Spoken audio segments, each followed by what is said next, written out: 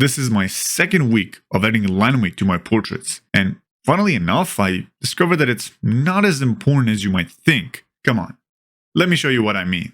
So the most important thing to remember about the line weight is that the construction of the head and the planes of the head are way more important than the line weight. Now that is because the angles and proportions of the features in the construction and planes phases will have the most impact on the drawing as a whole.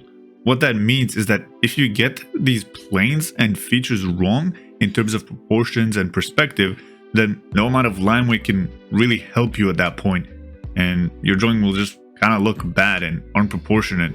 Even if you go ahead and add the line weight to it, that's not really going to help out much. Now, don't get me wrong, the line weight is still really important, and it adds that final pizzazz and final spark that really wasn't there beforehand.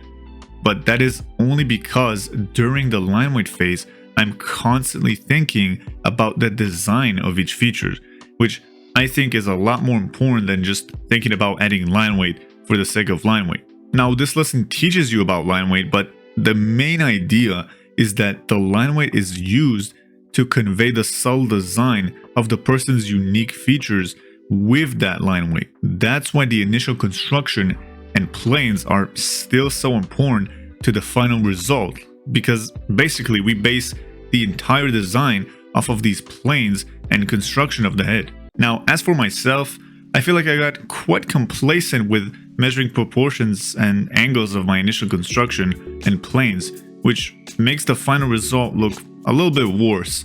And the primary issue with this drawing in particular, I think, would be that the nose is a little too crooked and the eye looks a little smaller, and also the design of the features is not quite there.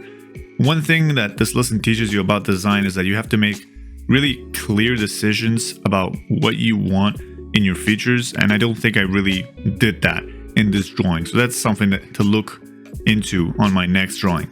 So yeah, primarily the issue for me with lesson 3 is the design of each feature and where to place that line weight and where to make the lines fade and taper to show the subtle connection that they have to the face. Now, generally, I like to think that my line weight is pretty good as it is, but making these decisions is pretty hard and difficult sometimes, and I'll probably be reviewing each feature separately in the next week to see how I can improve each feature to make it a lot clearer and make the design of it just a lot better. So yeah, if you were to take one thing away from this video, I think it would be that the main thing to remember with line weight is that it's a lot about the final design of each feature that is based on the initial construction and planes of the head. So if you want to learn how to draw the planes of the head, then make sure to check out this video right here.